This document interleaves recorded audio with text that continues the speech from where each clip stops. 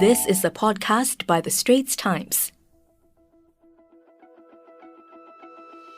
Welcome to the Portraits of Purpose podcast series brought to you by DBS Bank.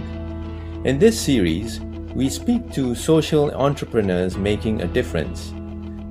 Nothing shines brighter in the midst of adversity than light born of hope, courage, perseverance, and generosity.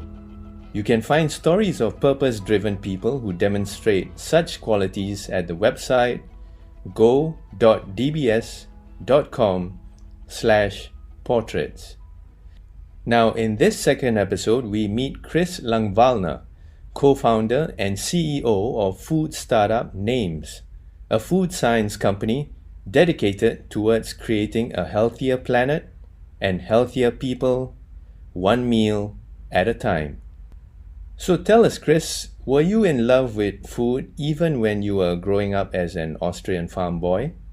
I've always been a foodie all my life. I grew up among food processing, cooking, chefing, agriculture, and I've never left it. You then studied food science and went on to work in the food industry in countries ranging from Austria, the United Kingdom, Russia, India, China, and Singapore. I hold a diploma in agriculture, and as I went through this, it was the first time where I felt in love with learning, because in my early childhood I was a bit challenged because I dyslexia.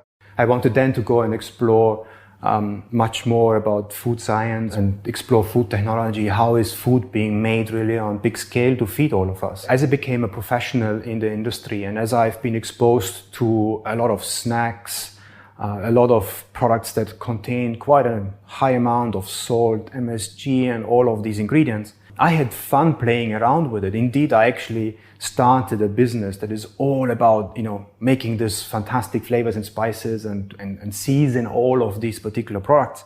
So, Chris, seems like you spent the first half of your career in the food industry essentially making rubbish food taste good.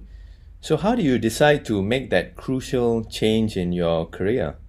But what I came to understand by watching my children growing up, and of course looking also in the mirror every now and then, I grew wider, not taller anymore. I didn't have my body weight under control, and I saw my children struggling because they came home from school or kindergarten, and of course, like we all do, they're craving for something that is probably some really, nice flavors. And the go-to thing is noodles, is snacks, is potato crisps. I told my children, look, don't eat that.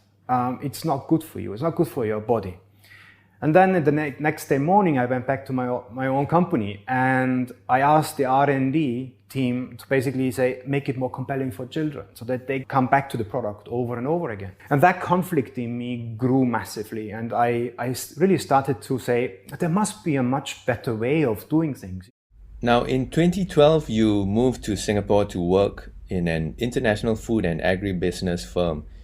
And you saw disturbing trends from supply chain to land use. Now let's look at them quickly. Out of 300,000 species of crops that are fit for human consumption, only 3, wheat, corn, and rice, are making up 60% of all calories consumed. Wow. And add to that, the monoculture farming method is rampant. So every 1.5 days, you found that we are losing forests the size of Singapore globally, and up to 70% of our lands are degrading. So how did you decide then to create your food startup, NamZ? No, I founded NamZ because I felt the time is right to really come up with projects and with ideas, bring teams together to come up with solutions to the agro-food industry's problem.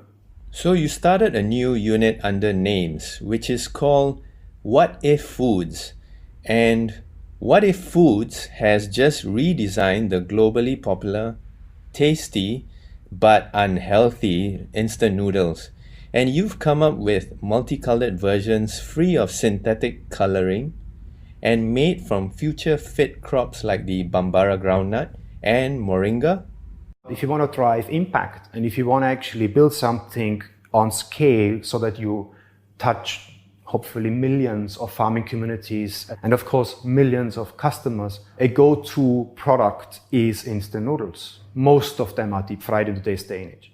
Now, a perfect opportunity to make something that is calorie dense with science and technology, nutrient dense. There is something in common between toilet paper and noodles. At the production process, both of them have water, and you need to dehydrate the water away. What sort of technology does the paper industry use in order to make products such as toilet paper so damn cheap? Because if deep frying is the best way to go about dehydrating instant noodles, then toilet paper should be deep fried, but it is not.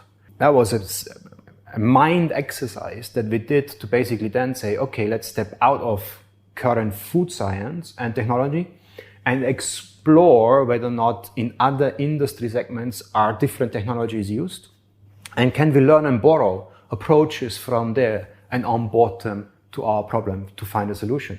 And that's exactly what we did. Amazing, Chris.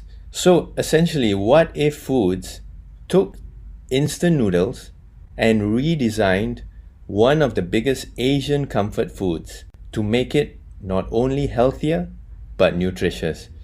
Now, on the What If Foods website I'm looking at now, I see that customers can buy Moringa Bambara groundnut noodles and healthier shakes like apple cinnamon and sweet corn and tomato soups too. Is demand growing for your innovations? We haven't really gone out to other channels as of now, but we are busy building them. And in all honesty, we are so grateful and humbled because the other distribution channels and sales channels, they are really looking forward to a brand like What If Foods. They are basically saying, hey, that message resonates. What you guys are doing is great. We would like to have you on our shelves. And it's fantastic. I am telling you, it is so fulfilling. It makes us extremely busy, but we're doing it for a good cause. Thanks, Chris. You've given us a real tasty and healthy portrait of purpose. The Portraits of Purpose podcast series is brought to you by DBS Bank. In this series, we speak to social entrepreneurs making a difference. Nothing shines brighter in the midst of adversity than light, born of hope, courage, perseverance, and generosity. Do watch out for our next episode in a week's time on Sunday to find out who will be featured next and their story of purpose in this podcast series. That was an SPH podcast by the Straits Times. Find us on Spotify, Apple or Google Podcasts, or streaming on Google Home. Do feedback to us at podcast@sph.com.sg. You can also check out more podcasts on various topics at the Straits Times, the Business Times, and Money FM 89.3.